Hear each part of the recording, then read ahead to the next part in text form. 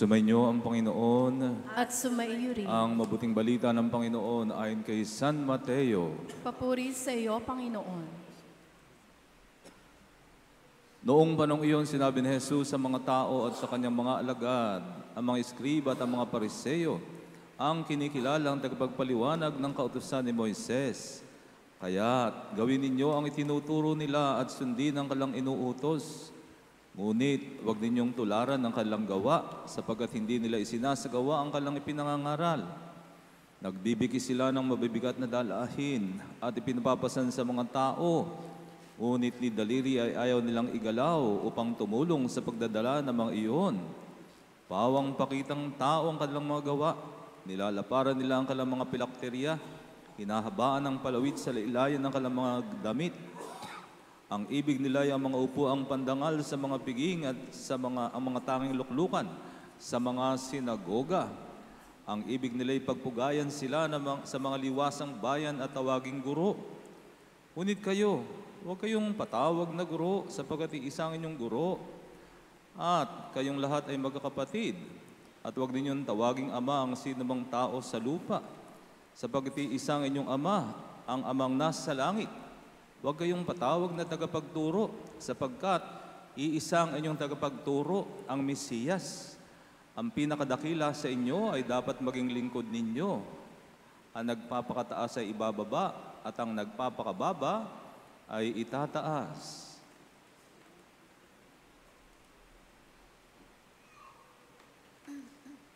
Ang mabuting balita na ating kaligtasan.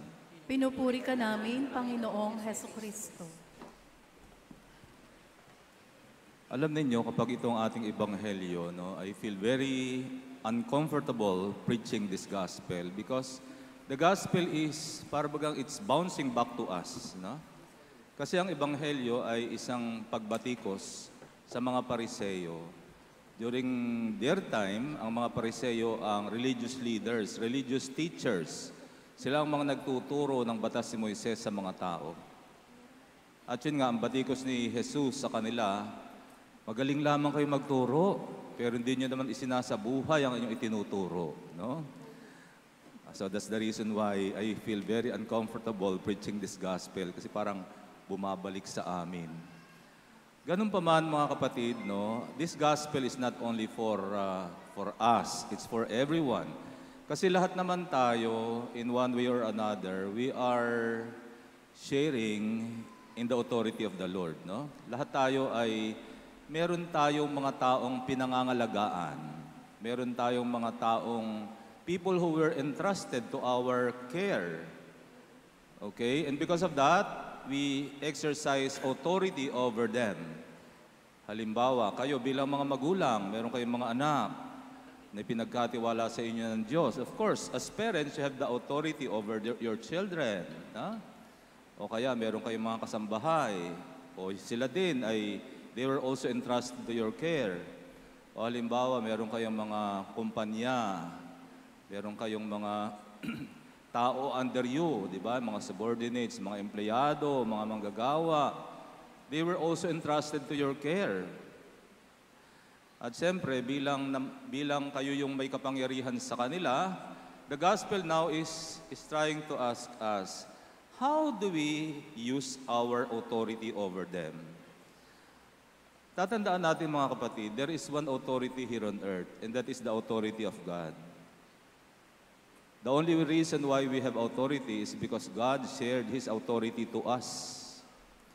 And because our authority comes from God only, we should also exercise this authority according to how God is using it. So we should learn from the Lord. Paano ba ginagamit ng Panginoon ang kanyang kapangyarihan? Tandaan natin mga kapatid, ang ating Panginoon ay Diyos. Subalit hinubad niya ang kanyang pagka-Diyos, nakipamuhay sa atin at naging isang alipin. Diba? Ang sabi pa nga niya, ako'y naparito hindi upang paglingkuran, kundi upang maglingkod. So yun, ganon ginamit ng Panginoon ang kanyang kapangyarihan sa paglilingkod. For the Lord, authority is service. Marami sa atin, authority is power. Authority is lording over other people. Authority is getting rich. Authority is becoming popular. Ganun kasi yung concept natin na authority. May marinig ka pa, what am I in power for if I will not use it to my own advantage? Di ba may ganun, di ba? Kitang-kita mo naman, di ba? Halimbawa, yung napunta sa isang government service, alam niyo mga kapatid, when you are in government service, hindi ka naman yayaman dyan eh. Di ba? Kung talagang legal na paraan lang, di ka man talaga yayaman dyan. Sino na yung talagang legal nila sweldo nila. Pero bakit ganun, daming yumayaman? So doon lang makikita mo, di ba? Di ba? We are using power for self-glory, for self-gain. At ito ngayon yung binabatikos ng ating Panginoon. Kasi wag nating kalimutan, we only share in the power and the authority of God. And so we should use this authority to serve. Okay, to serve. Alam niyo mga kapatid, speaking of service, according to how the Lord would like it to be, is not easy because service requires a lot of humility. Diba? Yung tunay na paglilingkod, you are actually placing yourself at the disposal of the person who has authority over you. Dito nga sa simbahan, maraming mga tao ayaw naman mag-serve kasi sa simbahan ay service in the church is actually voluntary, no? Wala itong sweldo. Biro mo nagse-serve ka, wala nang sweldo. Pagsasabihan ka pa, minsan pagagalitan ka pa. Pagsasabihan ka kasi mali yung ginagawa mo. Eh kapag wala kang humility, your pride will be triggered. You will be offended. Diba? Kasi hindi ka sanay na gano'n na pinagsasabihan ka. Eh matitrigger yung pride mo. Kaya nga mga kapatid, service requires a lot of humility. Without humility, it will be very difficult for you to serve in the true spirit of the Word. No? Magiging mahirap na maging lingkod. Kasi service is pagpapakababa.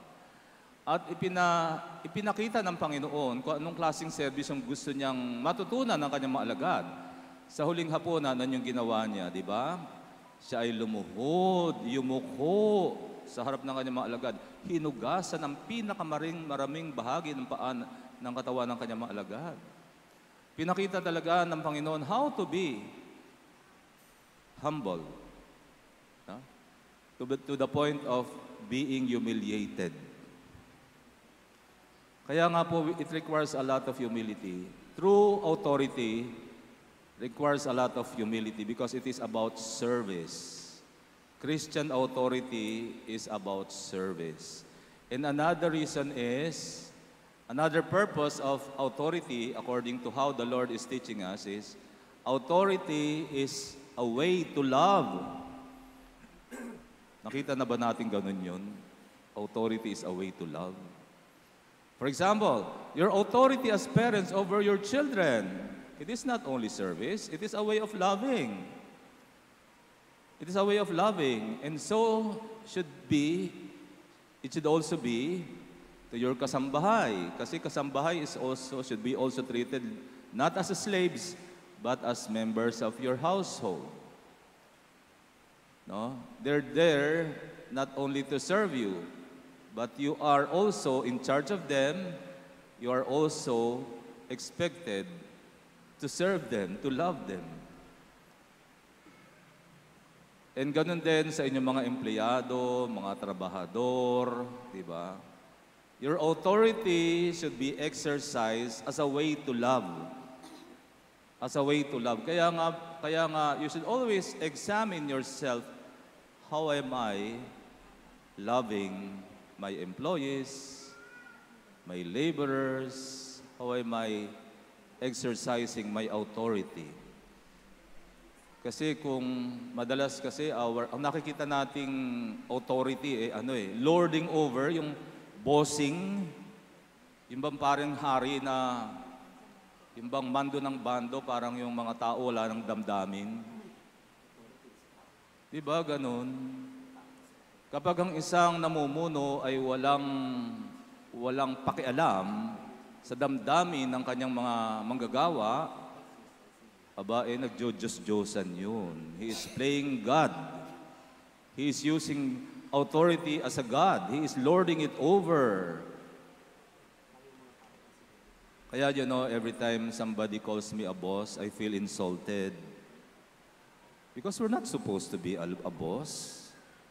We're supposed to be leaders. And leaders are not bosses. No? Leaders lead by example. Gaya ng Panginoon. Bago pa niya itunuro ang kababaang loob, isinasabuhay niya na, pinapakita niya na yan. Ano man ang tinuro ng Panginoon, mahalin ang iyong kaaway, ipinapakita niya na yan, isinasabuhay niya na yan. True leaders lead by example. Hindi lamang utos ng utos. Diba? Ganon din kayo as parents to your children. The best way to teach your children is to show them how. Diba? Ganon ang tunay na authority. You lead by example. Kaya nga mga kapatid, we should check how we use our authority. Whether, no matter whatever you do, you exercise authority over somebody. Maybe to your spouse.